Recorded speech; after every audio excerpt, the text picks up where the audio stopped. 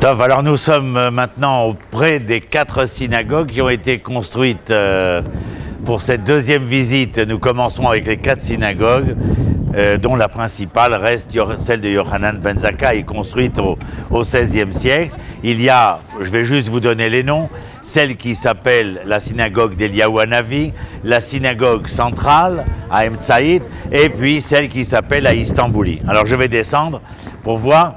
Alors, vous remarquez bien entendu qu'elle est construite, cette synagogue, en soubassement pour une seule raison, à savoir que selon la loi coranique qui sévissait à Jérusalem, dans la vieille ville bien entendu, eh bien il était interdit aux autres religions d'édifier un certain nombre de bâtisses religieuses qui dépassent les hauteurs des mosquées déjà construites. Alors je vais descendre. On fait d'ailleurs ici des mariages, des bar mitzvot, simplement pour l'ambiance et proche de ces pierres. Bien entendu, je vais voir si on va s'approcher ici, de voir bien entendu comment était, on voit si vous pouvez voir, ou si on va pouvoir filmer, faire un plan là-dessus, de voir bien entendu les anciens qui étaient à Yochanan ben Zakkai. Je vous rappelle que dans cette synagogue, eh bien, celui qui s'appelait le Chacham Bashi, c'est-à-dire celui qui allait devenir le grand rabbin Sfaradi d'Eretz Israël, était, entre guillemets, intronisé dans cette synagogue Yochanan ben Zakkai. Je crois qu'on peut descendre pour voir un peu à l'intérieur ce qu'il y a. Simplement, rappelez-vous que cette synagogue a été en partie détruite en 1948 par les Jordaniens et que après la guerre des 6 jours, comme pour l'ensemble des éléments que nous rencontrons ici, des bâtiments, des édifices, des lieux saints, eh bien tout a été reconstruit, essayé d'être pas seulement remis en état, mais d'essayer de redonner les lettres de noblesse de chaque bâtiment, de chaque édifice, tels qu'ils étaient d'après les photos, les gravures, les peintures et les témoignages qui nous furent laissés au cours de l'histoire. Bon ben voilà, la porte est fermée, donc on ne peut pas rentrer. Je voyais ça qui était ouvert. Voilà. Ah, voilà, donc c'est fermé. Simplement, vous voyez, on peut voir cette porte magnifique qui est celle de l'entrée de Yochanan ben Zakkai. Donc je vous rappelle, à partir de cette synagogue, il y a d'autres entrées, mais par ici, nous pouvons rentrer et rencontrer ces autres synagogues qui sont la Istanbuli, Eliyahu Hanavi et la centrale. Maintenant, ce qu'il y a de particulier, quand vous rentrez ici, on va voir la photo là pour avoir une idée de l'intérieur. Il y a, quand vous rentrez ici, vous voyez, aujourd'hui, eh bien, il n'y a plus... Voilà, on va vous regarder cela. Il n'y a plus cette construction-là, en tout cas cette architecture-là. Aujourd'hui, il y a un dessin qui est celui des cieux. Voilà. Et juste sur le mur sud, il y avait 2 ustensiles. C'est extraordinaire de se rappeler de cela. Il y avait une fiole d'huile, hein, et il y avait un chauffard. Et la tradition venait raconter que cette fiole d'huile et ce chauffard, eh bien, étaient des ustensiles qui dataient de l'époque du 2e temple. Pourquoi les avait-on préservés? Eh bien, disait-on, parce que lorsque le Sauveur, le Messie, en vérité, en hébreu, sachez qu'il n'y a pas de sauveur. Il y a le Messie, le Mashiach, c'est-à-dire celui qui est oint, O-I-N-T, par l'huile d'onction, c'est-à-dire celui qui a été nommé. Eh bien, celui-ci devrait venir et prendre cette fiole d'huile et ce chauffard afin de pouvoir, bien entendu, entamer, grâce à ces ustensiles résiduels de l'époque du Second Temple, eh bien certains des gestes qui étaient faits à l'époque. En tout cas, regardez que même dans cette construction faite par la population, je vous l'ai dit à l'époque, ce sont surtout des gens d'origine espagnole, portugaise et d'Afrique du Nord qui sont à Jérusalem et qui construisent, établissent, édifient véritablement un certain nombre de centres, que ce soit la synagogue, que ce soit le Talmud Torah, que ce soit les centres d'études, comme nous verrons tout à l'heure. Eh bien, en tout état de cause, il y a une vie juive qui reprend ici. Nous verrons aussi dans un instant à partir de quand elle reprend, puisque nous avions expliqué que pendant 2 siècles et demi, vous vous rappelez, les croisés vont empêcher pas la vie juive, mais la présence juive à l'intérieur de Jérusalem. Quand nous parlons de Jérusalem ici, et que nous sommes dans la vieille ville, nous parlons de celle qui est intramuros, bien entendu. Voilà, on va partir de l'autre côté maintenant. On peut simplement rajouter que ces 4 synagogues vont servir aussi de refuge pour les soldats juifs qui combattent à l'intérieur de Jérusalem contre la légion jordanienne dirigée par Gleb Pacha, cet ancien officier anglais qui s'est joint, un peu comme Laurence d'Arabie pendant la Première Guerre mondiale, qui s'est joint aux forces jordaniennes naissantes, puisque vous savez que la Jordanie est un pays qui a été créé de toutes pièces après la conférence de Versailles et la fin de la Première Guerre mondiale et pour des raisons géopolitiques entre la France et les Anglais. Donc Gleb Pacha sera celui qui va mettre en place l'armée jordanienne, qui va donc conquérir cette Jérusalem qu'on appelle, pour certains encore et aujourd'hui, la Jérusalem-Est. Pardon.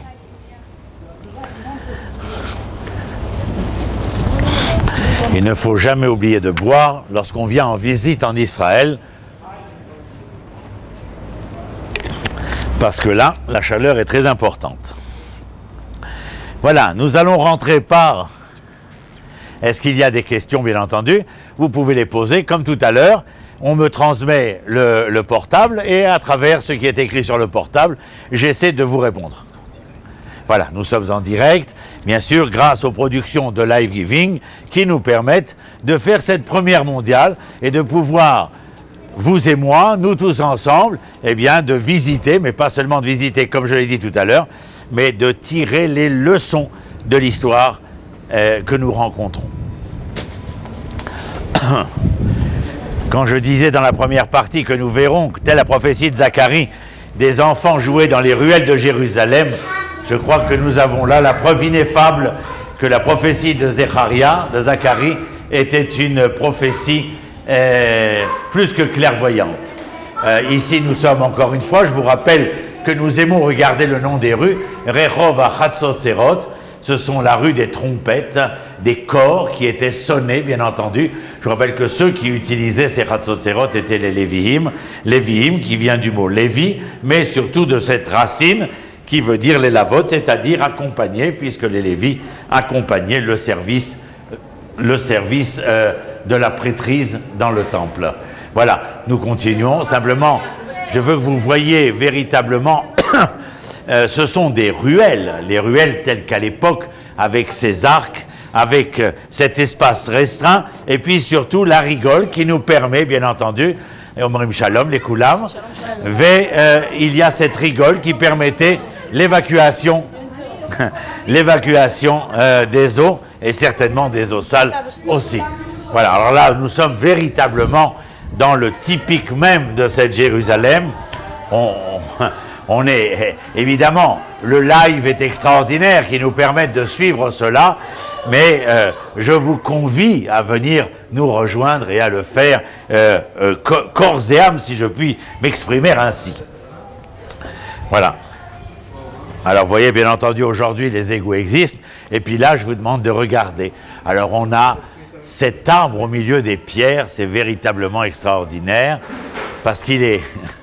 On n'arrive pas à imaginer, bien entendu, de voir cette floraison. En tout cas, cet arbre-là avec tout ce que représente l'arbre. Alors ici, je m'arrête toujours parce que lorsque nos sages disent que l'homme est l'arbre des champs, il est aussi, pas seulement l'arbre des champs, Etz Hasadeh, il est, vous le voyez ici, l'arbre dans la ville, c'est-à-dire tout ce que représente l'arbre, à travers ses racines, à travers sa poussée, à travers son fleurissement, son bourgeonnement, et si jamais il est fruitier du fruit qu'il peut donner. Mais vous voyez ô combien il s'élève, et je crois qu'il s'élève de cette manière, envers et contre tous les aléas de sa propre histoire à lui, parce qu'il n'est pas dans son milieu naturel, eh bien, mais d'abord et avant tout parce que ses racines sont foncièrement enracinées, si je peux m'exprimer ainsi, c'est-à-dire qu'elles sont bien assises et qu'elles lui permettent de pouvoir s'élever bien plus haut que les hauteurs, je dirais même vers les firmaments. Vous entendez derrière moi les voix des enfants, je répète, je réitère de manière récurrente. La prophétie de Zacharie, viendra un temps où l'on entendra les enfants jouer dans les ruelles de Jérusalem. Imaginez-vous qu'il y a tout juste 70 ans, 1943. Est-ce que j'ai besoin d'être plus explicite? Bien sûr que non. Mon propos est clair. Mima Makim Karaticha, des profondeurs, du déprofondi, je t'ai appelé.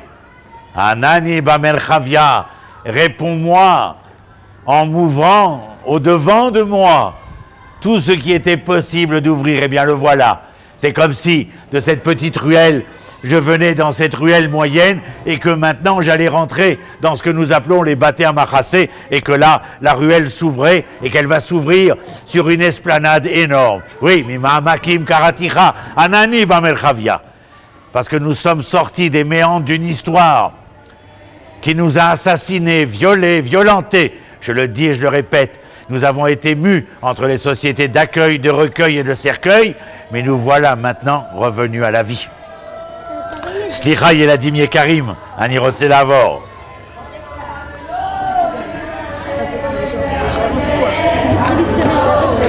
Voilà. Écoutez, prenez le temps d'écouter. Je mets mon microphone là. Ils avaient dit que la langue était morte. Ce n'est pas une langue morte, écoutez. Elle se parle, elle se chante, elle se prie, elle s'espère, elle se transcende à travers tout cela vers un espoir qui n'est pas simplement un espoir, car en hébreu, l'espoir, tzipia, c'est aussi cette racine de tsofé, c'est-à-dire où l'espoir est capable de voir et d'entrevoir au plus loin possible. Nous sommes ici au Baté Machassé. Qu'est-ce que c'est Baté Machassé?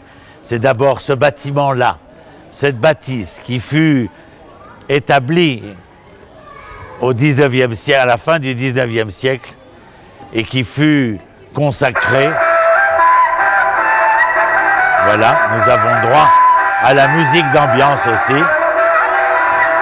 Et je voulais vous dire tout simplement que ce bâtiment a servi d'abord et avant tout. Cet espace que vous voyez ici, cet espace a servi à redonner vie à l'intramuros de Jérusalem. Comprenez pourquoi. Au 19e siècle, la population ne va pas grandir, elle va décupler. Nous allons avoir des milliers et des milliers d'habitants dans cette Jérusalem.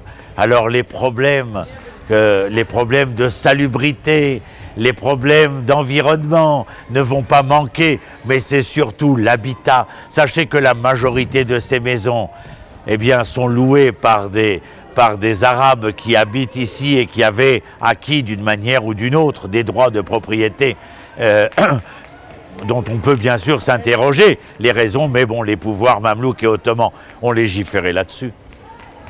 Et voici que le côté Rothschild, le côté allemand des Rothschild, va construire cette bâtisse, hein, et puis par la suite, nous verrons ces bâtés machassés, nous verrons l'ensemble de ces petites maisons qui seront établies.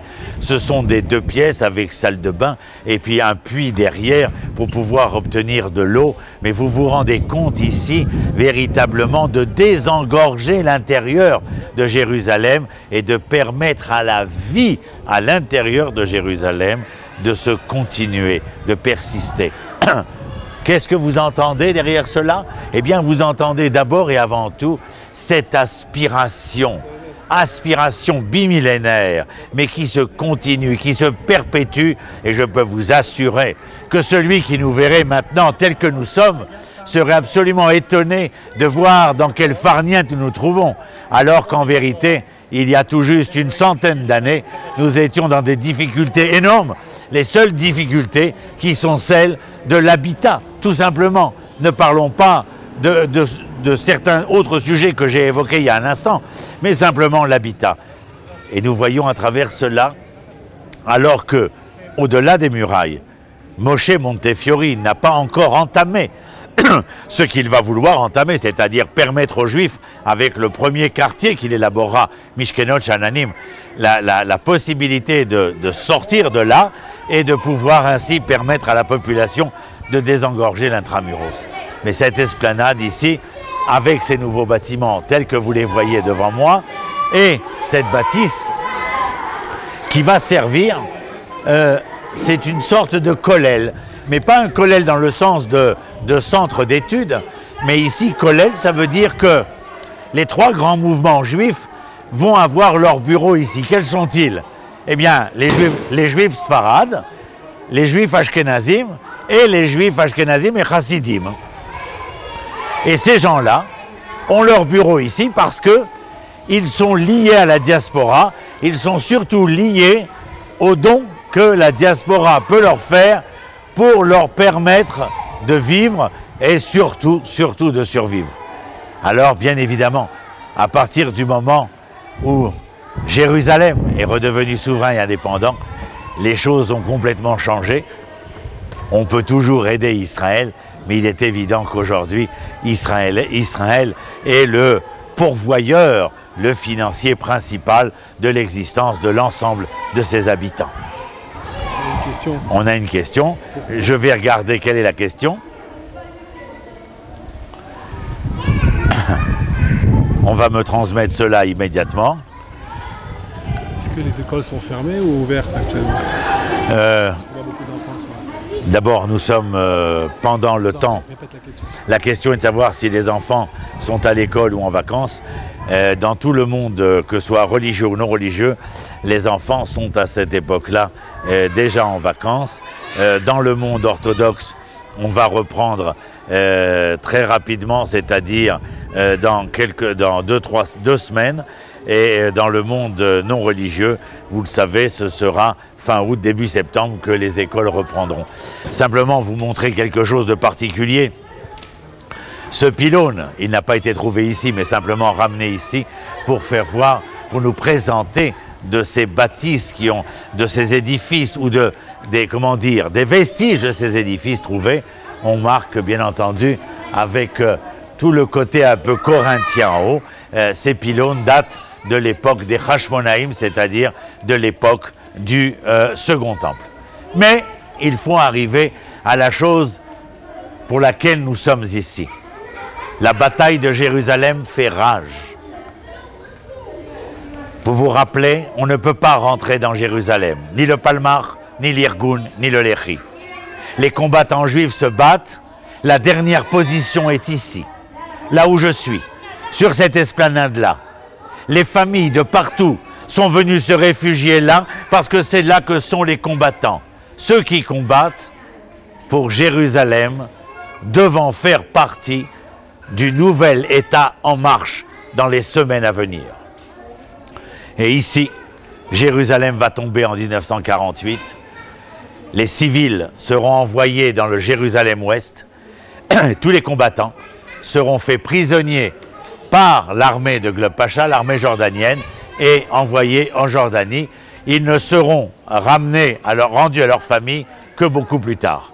Malheureusement, bien sûr, comme dans toutes les guerres, il y aura des pertes et nous allons rejoindre le monument qui rappelle ces pertes-là. Si vous voulez bien marcher avec moi.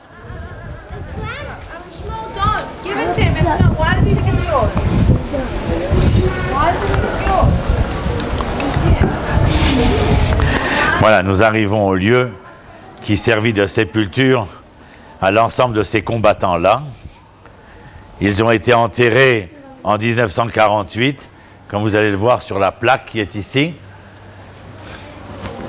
Yutet Beyar, le 19 du mois de Iyar 1948, c'est-à-dire véritablement quelques jours après la déclaration de l'indépendance. Ils ont été enterrés ici, dans cette fosse commune. Et pendant 19 ans, je vous ai dit que les Jordaniens n'autoriseront aucun juif à rentrer dans cette Jérusalem intramuros, à venir prier, à venir prier et s'épancher auprès du Kotel. Et ce n'est qu'en 1967, alors que nous avons reconquis Jérusalem et que nous ne l'avons pas laissé séparer, mais que nous l'avons réunifié pour permettre à l'ensemble des trois religions de pouvoir s'exprimer sans aucun didacte, eh bien, le gouvernement israélien demandera à ce que cette fosse soit ouverte et que les corps des combattants soient amenés dans un enterrement national sur le mont des Oliviers. Mais je suis obligé de vous dire quelque chose, même si cela nous fait mal et c'est douloureux. Parmi tous les corps que l'on trouvera ici, eh bien, il y a le corps d'un enfant de 10 ans. Et cet enfant, eh bien, il faudra se souvenir de cet enfant parce que c'est un des combattants de Jérusalem de 1948. Il avait 10 ans et c'était l'agent de liaison. Un agent de liaison pour faire le lien entre l'extérieur des murailles et l'intérieur.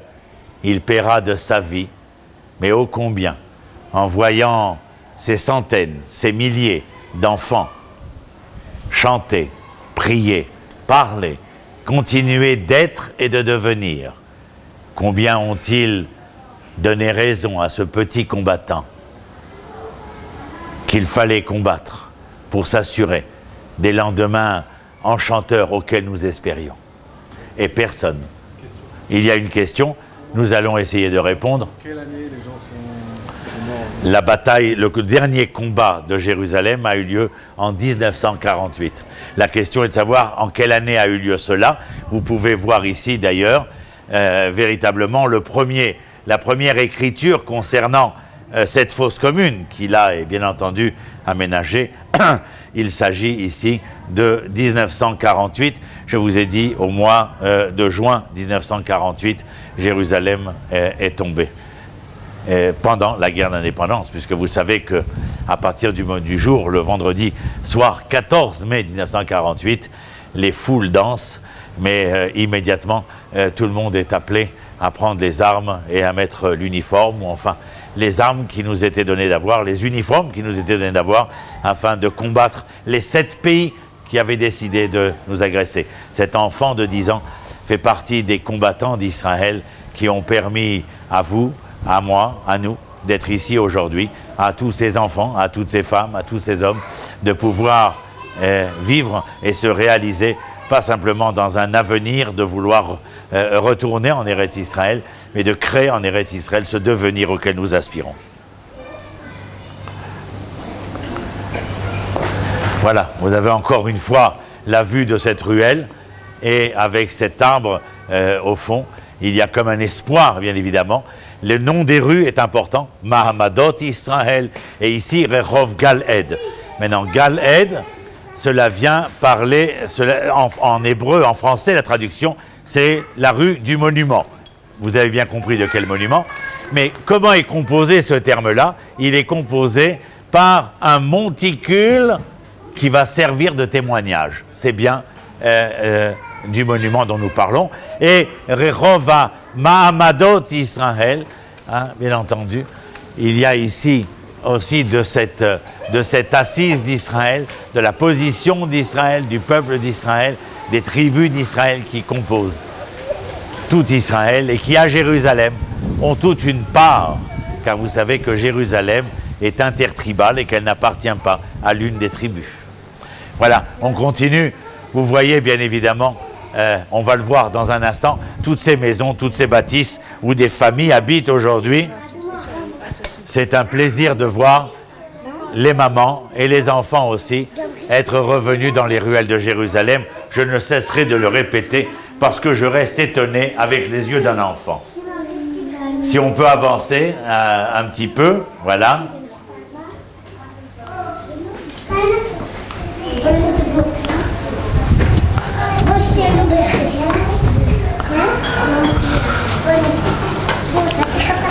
Alors là, on rentre dans les voûtes, bien entendu, mais même sous ces voûtes, nous voyons des appartements absolument extraordinaires. La famille qui habite là s'appelle la famille Or.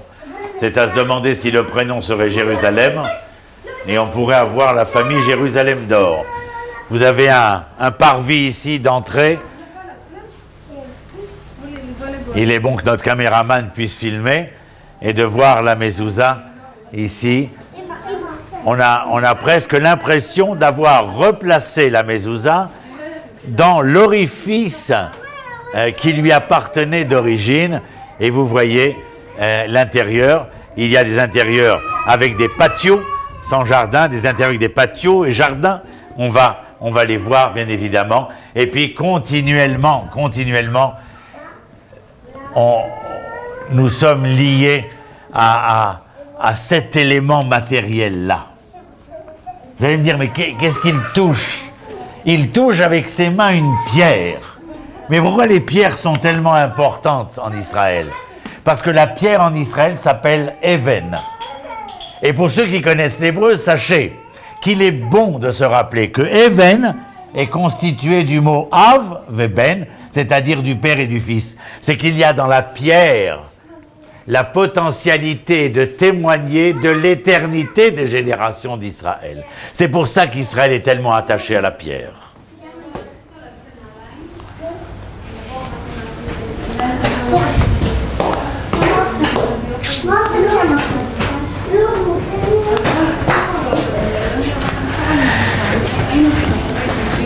Notre caméraman va montrer sur une pierre le chiffre qui est inscrit ici. Sachez que, étant donné la destruction qui a sévi à l'intérieur de Jérusalem, car nos ennemis ne supportaient pas que les pierres soient les unes sur les autres, les unes à côté des autres, parce que cela voudrait dire que la construction est encore et toujours présente.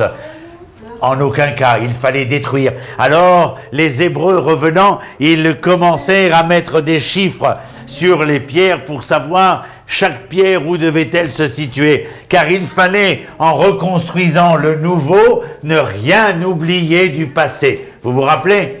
Nous sommes les enfants des prophètes. Nous ne sommes pas les enfants de la Révolution. Je vous l'ai dit tout à l'heure. Les enfants des prophètes. Les prophètes sont ceux qui apprennent du passé dans un futur révélé, et la symbiose des deux fait de leur présent quelque chose d'existant. Les révolutionnaires annihilent le passé. Le futur est utopiste, et dans la symbiose des deux, le présent est claudiquant, c'est-à-dire boiteux. Nous avons une autre question, un véritable plaisir de voir cette interactivité. Monsieur Akrish peut-il revenir sur Jérusalem qui n'appartient à aucune tribu? Oui. Je vais vous le dire, on va se mettre près de l'arbre, ça va être... je fais juste une parenthèse parce que, vous voyez, là, il y a l'entrée d'une des 4 synagogues dont nous avons parlé tout à l'heure, c'est la synagogue Istanbuli. Alors, bien sûr, Istanbul, parce qu'elle a été construite par des Juifs qui venaient de Turquie et qui voulaient être tout proches, donc, de cette synagogue Yohanan Ben Zakkai, qui était plutôt proche des Juifs d'Afrique du Nord et d'Espagne. Alors, quand j'ai dit que Jérusalem était intertribale, elle n'appartenait pas, cela est vrai. Je vais vous dire pourquoi. Eh bien, Binyamin, à qui devait appartenir ce territoire, refusera de le conquérir. C'est Yehuda, Juda, qui conquérera ce territoire pour Binyamin, mais même après l'avoir conquis, Binyamin le laissera aux mains des Jébuséens. Ce n'est qu'à l'époque, beaucoup plus tard, de David, que lorsque David sera oint comme roi d'Israël à Hebron, qu'il donnera l'ordre à son neveu et général d'armée Yoav ben Tsrouya de monter à l'assaut de la ville jébuséenne, la cité de David. Et c'est David qui va en faire la cité intertribale. Car s'il avait voulu rester le roi d'Israël, parce qu'il était le roi de Judée, alors il serait resté à Hebron.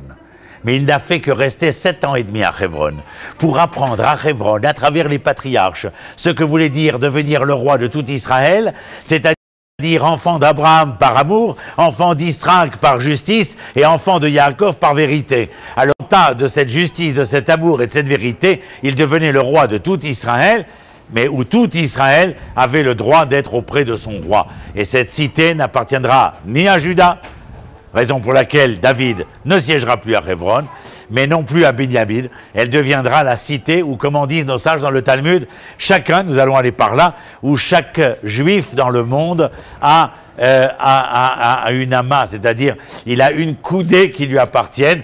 Ceci servira à nous faire entendre, bien sûr, que lorsque les Juifs venaient pour les 3 fêtes de pèlerinage, monter à Jérusalem, chacun avait où résider. Simplement, un petit coup d'œil sur le patio avec l'arbre et le pot de fleurs. On voit ici un patio qui n'est pas que de la pierre, mais aussi qui permet à la plante de pouvoir s'exprimer également. Alors nous sommes dans les ruelles, à l'intérieur même des ruelles de la Jérusalem intramuros. Encore une fois, l'arbre ici, celui-ci, comme celui que nous avons vu précédemment, sont porteurs d'énormément de signification. Voilà, les pleurs des bébés, ça fait partie, bien entendu, de la réalité existentielle de l'homme tel qu'il est. Voilà, alors je vous amène ici parce que c'est très... La porte est absolument merveilleuse, mais elle est aussi significative étant donné qu'elle est l'une des 4 synagogues. Je ne sais pas où est notre caméraman, mais il va arriver. Cette synagogue est la synagogue d'Eliyahu à Navi. Alors, juste pour la petite histoire, la porte est extraordinaire. Il faut la filmer. Elle est de toute beauté. Entre le travail, entre le bois et le métal, et la synagogue d'Eliyahu à Navi est la maison du personnage qui va être pendant des années le grand rabbin du Kotel, le Rav Getz, c'est-à-dire Livracha, eh bien celui-ci habitait cette maison qui aujourd'hui a été transformée en Beth Hamidrash, c'est-à-dire centre d'études. C'est là que résidait le Rav Getz. Et je reviens à la synagogue Eliyahu Hanavi. Savez-vous que cette synagogue s'appelle Eliyahu Hanavi pour une raison tout à fait particulière? Certains disaient qu'elle prit le nom d'Eliyahu Hanavi parce qu'un certain soir d'une des fêtes, eh bien, pas d'une des fêtes, mais d'une des fêtes religieuses, bien entendu, il manquait au minyan un 10e et qu'une vieille personne se trouva présente par hasard, et certains viendront à dire qu'il s'agissait d'Eliyahu, et la chaise sur laquelle il sera assis, eh bien cette chaise, figurez-vous, que nous avons l'habitude d'utiliser en général dans toutes les Brit Mila, les circoncisions, comme on dit dans une langue étrangère, eh bien, dans ces Brit Mila, on a la chaise d'Eliyahu. Pourquoi la chaise d'Eliyahu au moment de la circoncision? Et pourquoi cette synagogue s'appelle-t-elle Eliyahu Hanavi? Parce que Eliyahu Hanavi, Eliyahu le prophète, est celui qui doit venir annoncer la venue du Messie, du Mashiach, c'est-à-dire du Sauveur. Venir annoncer, c'est-à-dire être par sa présence, montrer du doigt à tout un chacun comment les événements que nous vivons, comment ce qui se passe est précurseur de la venue du Mashiach. Bien regardez, aujourd'hui nous sommes là, notre caméraman nous filme devant la porte du char Eliyahu Hanavi des 4 synagogues Sfaradi, on ne peut pas y rentrer bien entendu, et nous sommes ici, comme nous l'avons vu depuis tout à l'heure, face à une terre qui refleurit, et qui refleurit alors que les exilés se rassemblent.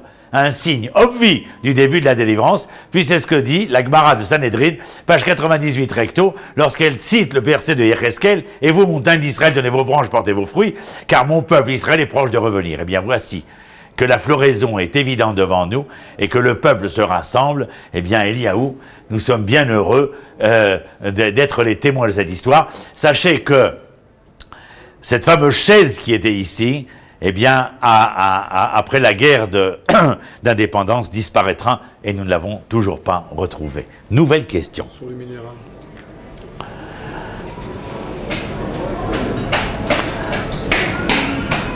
Par rapport aux pierres, est-ce que c'est la chose la plus élevée, le minéral?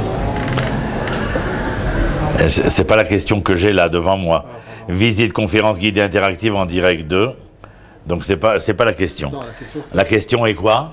Est-ce que le minéral, c'est la chose la plus élevée, le niveau le plus élevé, quand on parle des pierres? Ah, est-ce que... Non, ce qui est le plus élevé, c'est d'après Rabbi Yehuda Lévi dans le Sefer HaKuzari, et qu'au XIIIe siècle, nous avons le minéral, le végétal, l'animal, le parlant, l'être parlant, et nous avons l'être prophétique, qui est Israël, qui considère comme étant une création à part entière, pour les raisons que j'ai explicitées auparavant. Simplement, j'ai voulu expliciter que cet attachement à la pierre, et d'abord parce qu'elle est pierre angulaire de la reconstruction, de la construction, de la reconstruction, mais le terme pierre en hébreu est significatif. Si pierre qui roule n'amasse pas mousse, la pierre hébraïque est cette pierre qui, au contraire, elle roule et elle continue d'amasser la mousse, mais ici c'est la mousse des générations, puisque la pierre est composée, je vous l'ai dit, Av Veben, Even, Av Veben. C'est donc cette continuité inexorable. Allez, on continue. Je crois que la deuxième visite, on peut dire que ça fait 40 minutes. Ça fait 40 minutes, on fait encore 5 minutes, très bien. Alors suivez-moi. Regardez comment la pierre nouvelle, hein, un peu plus polie, bien qu'elle ait son relief personnel, mais bien entendu par rapport à la pierre plus, on pourrait dire plus antique si vous voulez, et puis la pierre au sol, hein, qui vient rappeler véritablement ici, plus que comment dire, la route goudronnée, le travail de l'homme, la présence de l'homme, l'omniprésence de cet homme qui est capable de, comment dire, de faire son chemin, de construire, d'élaborer son chemin. Extraordinaire. On parlera du chemin si on a le temps. Aujourd'hui, un autre jour, on ne sait pas. Alors là, je voulais vous dire que nous arrivons...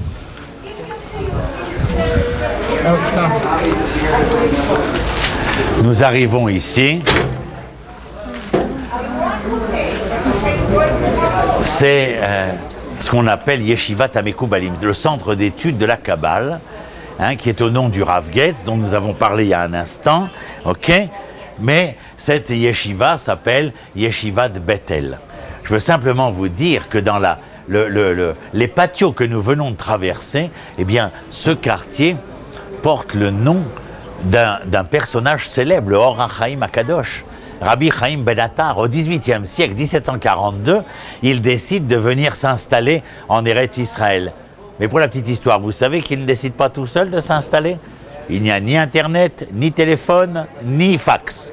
Et pourtant, la tradition nous rapporte qu'il a rendez-vous ici à Jérusalem avec un autre personnage.